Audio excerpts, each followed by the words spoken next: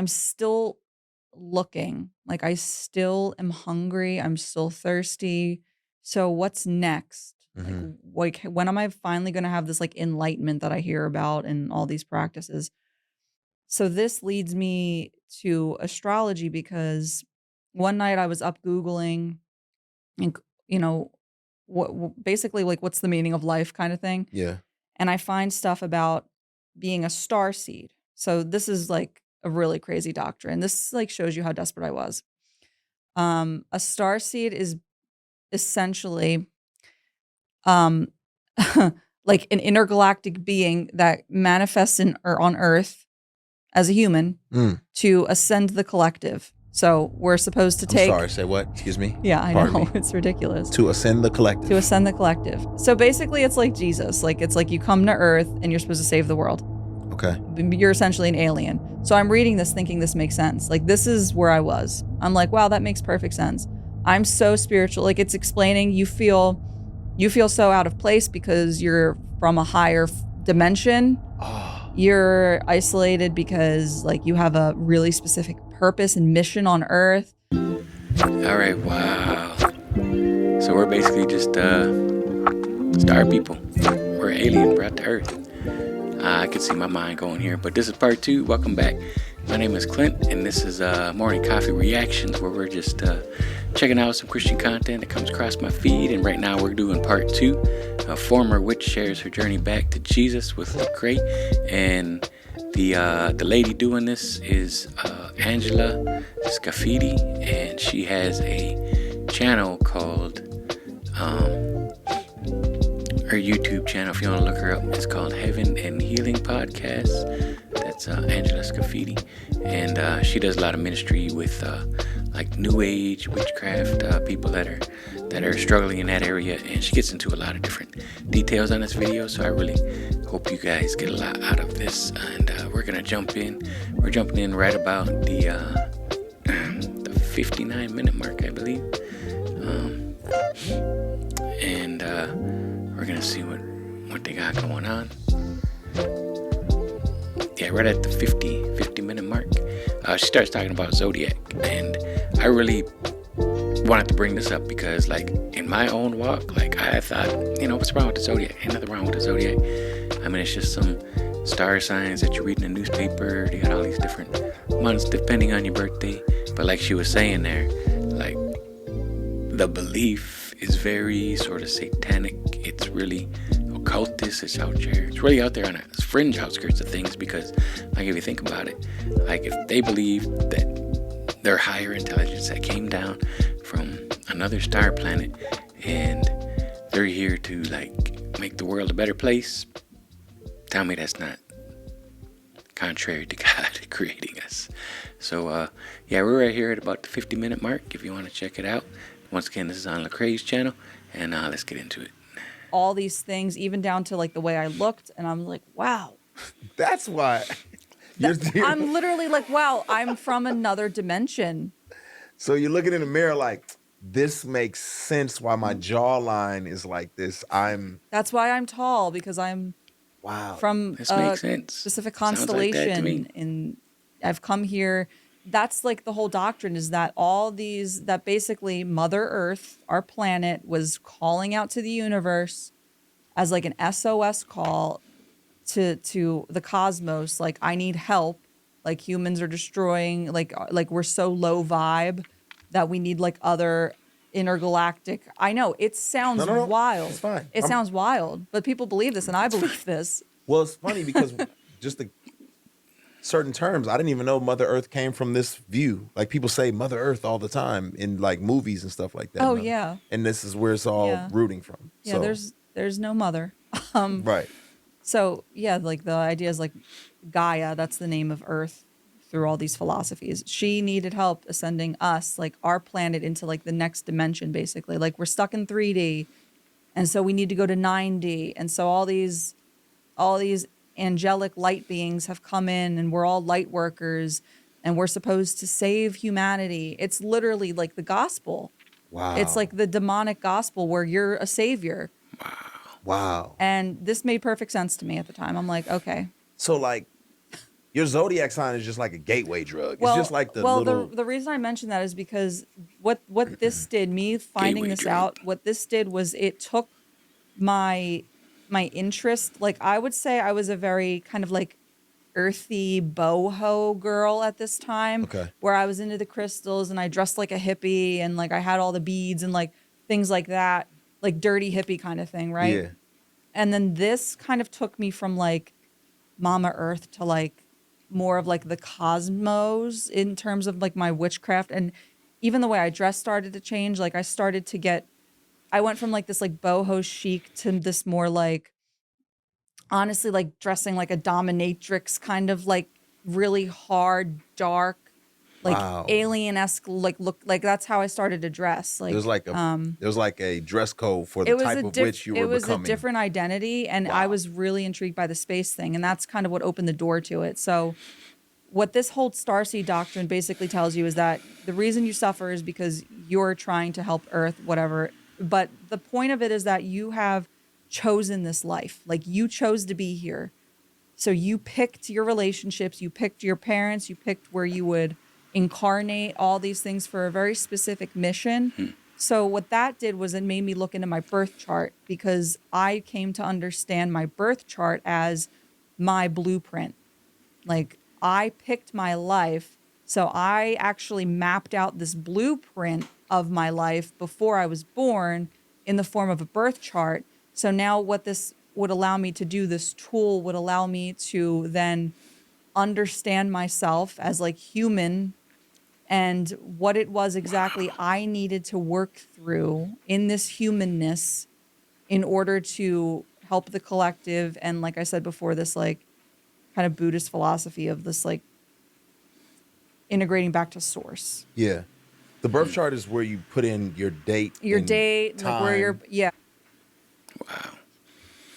So wow, she got really deep into that. I've had friends, and of course, like the zodiac. And I mean, I read the newspaper. You know, back in the day when you used to have your newspaper or your daily zodiac sign that you see on there. And I remember a long time ago, I dated a girl that was deep into the zodiac stuff, and she was actually really good at it. She was borderlining that almost like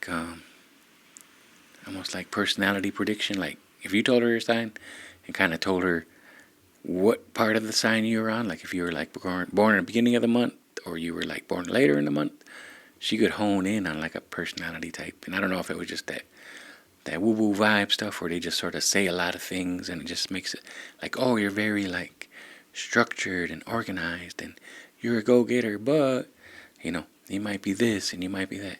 But I always thought she honed in on some of the things she said about me. She said I was very smart, built to be a leader, like all these good things. But you're also this and you're also that. Get along with these people. I found that interesting, you know, a long time ago. But it sounds like you go deep into it, it gets kind of crazy. But I'm going to go ahead and fast forward a little further and jump into another part that I found a little bit more closer to not just delving into the whole zodiac depths of it. I really want to talk more about gospel. So let's see how this is right here. That's You are right. not angry, you know, so it gives you false identity. It justifies your sin, I think and it she's speaks talking demonic prophecy over you. Because coming back to agreement, when you agree with your horoscope, like I said, there's always like 90% that it'll give you to bait you in, so that it gives you like the 10% darkness Yeah. to hook you with. Yeah. So, you know, if you're coming into agreement with your horoscope, with your birth chart, it can say like you're prone to, for me and my husband, our birth charts are like as incompatible as it gets. And if I had continued to be in agreement with that, You we wouldn't wouldn't be be married. I together. wouldn't have a That's right. baby. And back when I Yeah, I felt that way too. Like, I would look at the people that it says that you should be married to, and it was like, for me, Aquarius, it was like, I can't remember, Geminis and something else, the air signs or the water signs, I can't remember.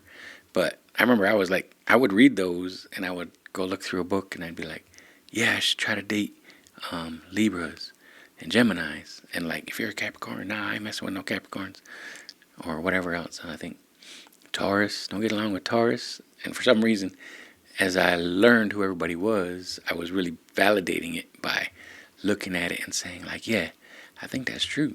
You know, it's almost like, have you ever seen those things where they, where I think I seen it. This guy was like, look around the room and tell me everything you see that's red. And you look around and you can like pick out all kinds of stuff. Then he said, now tell me what things are purple. And then they're like, I don't know.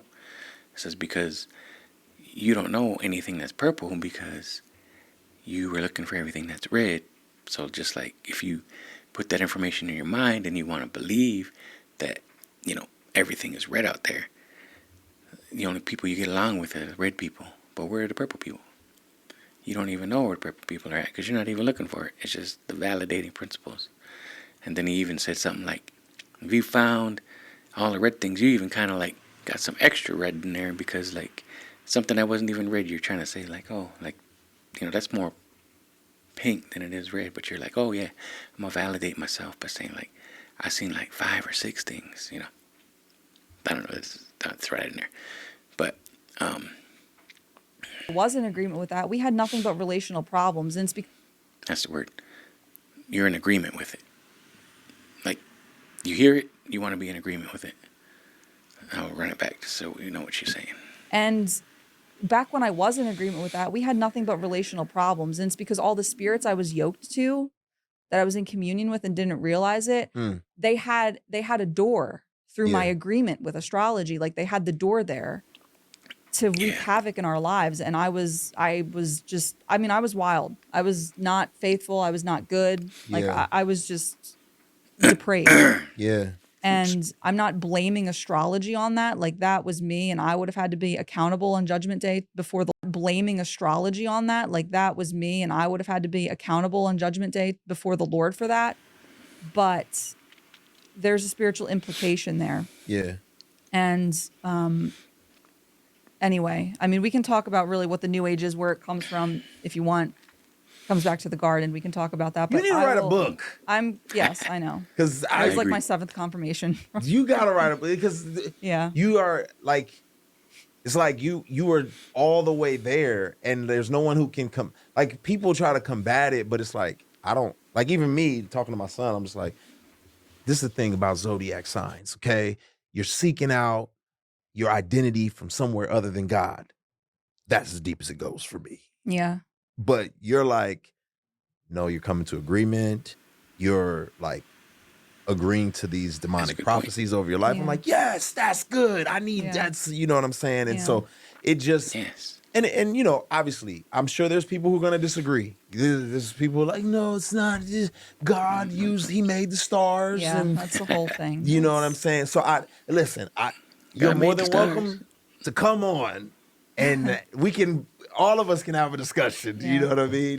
The signs and seasons thing, I'm glad you said that because that's like the most common. Like it says in Genesis, he created the sun, moon for signs and seasons. Yeah. Yes, he did for seasons like relating to biblical prophecy. Mm. Like we can't just like take little bits of the Bible that we can mold into a narrative that we like. Yeah. It's when you read in context scripture and like from Genesis to Revelation, he does use the sun, moon, and stars for prophecy, for his word, the fulfillment of his word, Mm. not your life, not your personal circumstances, not your Mm. relationships, like not your career path, like him.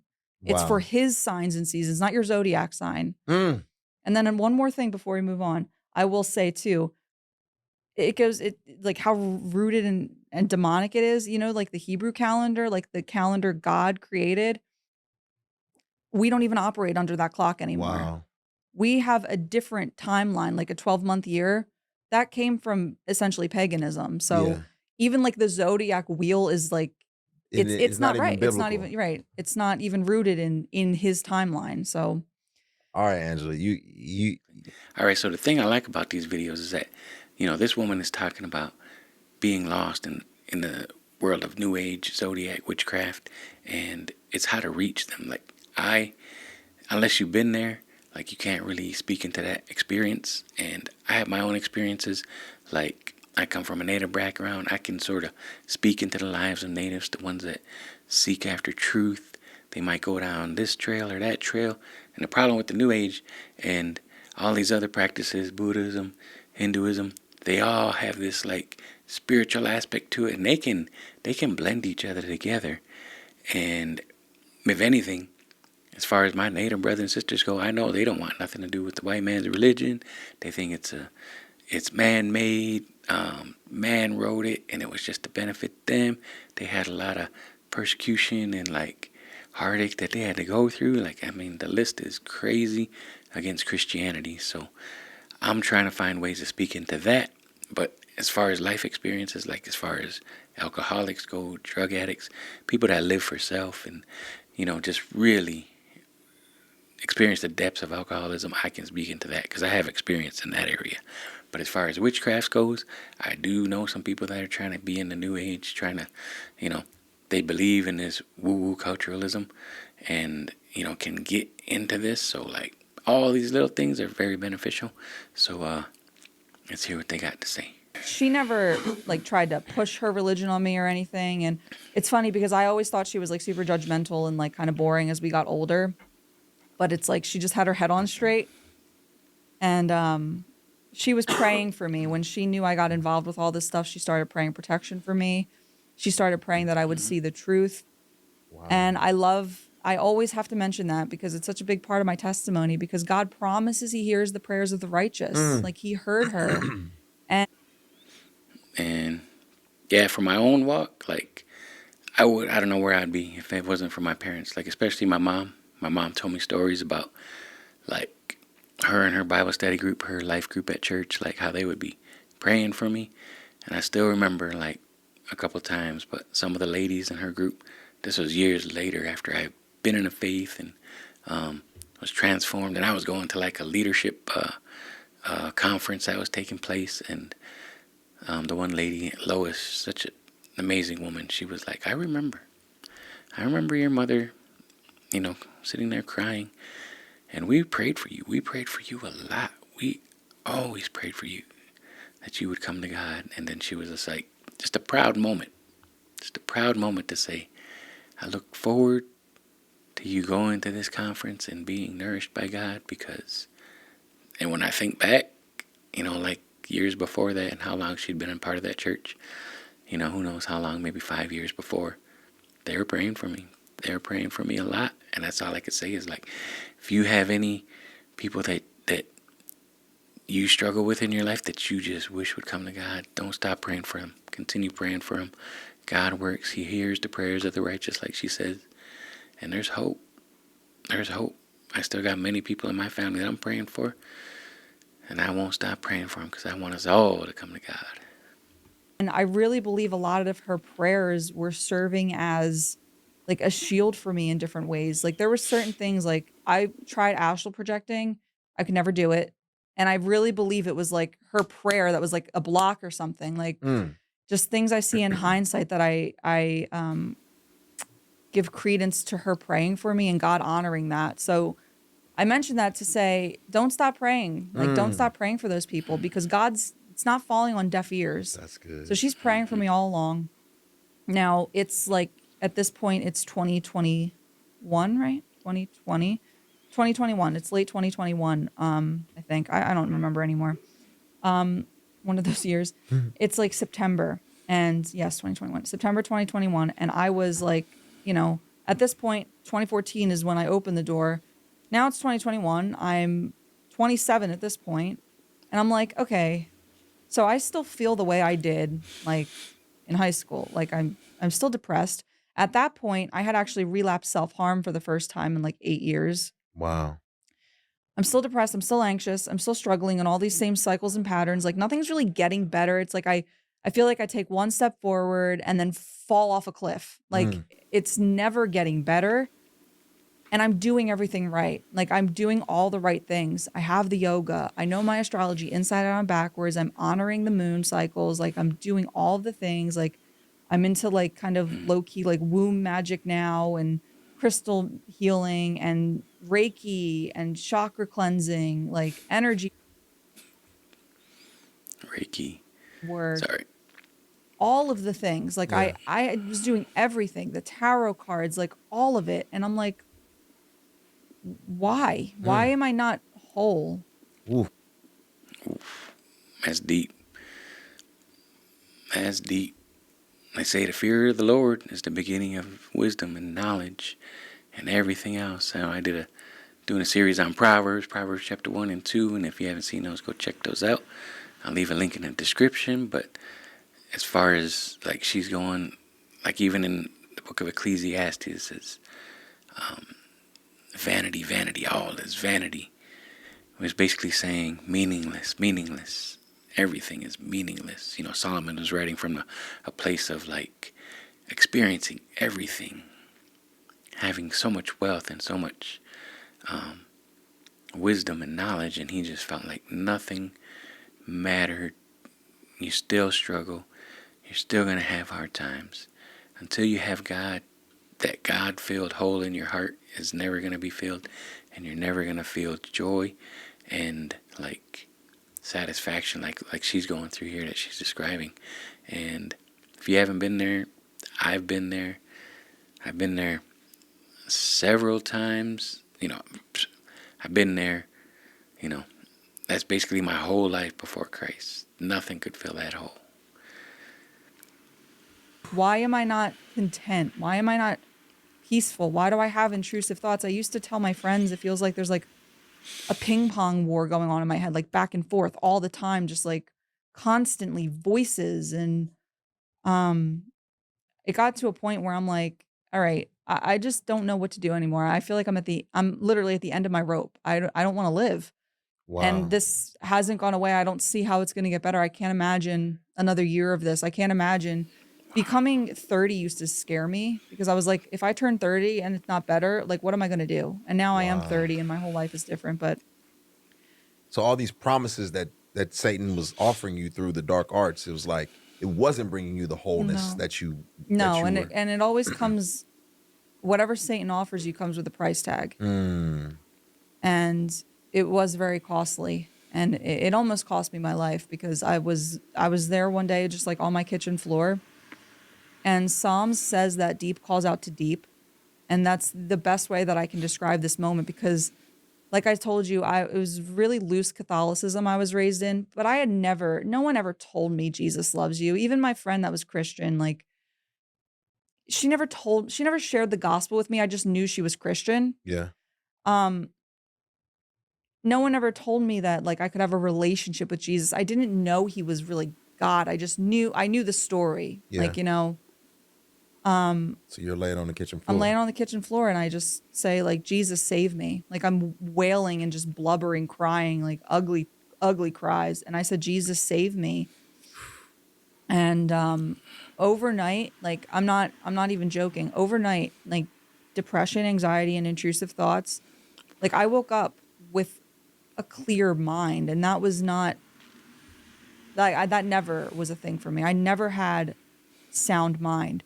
And I didn't even know that was scripture yet. I didn't know that the Bible says he gives you power, love, and a sound mind. But that's what I kept telling people. I was like, I feel sound.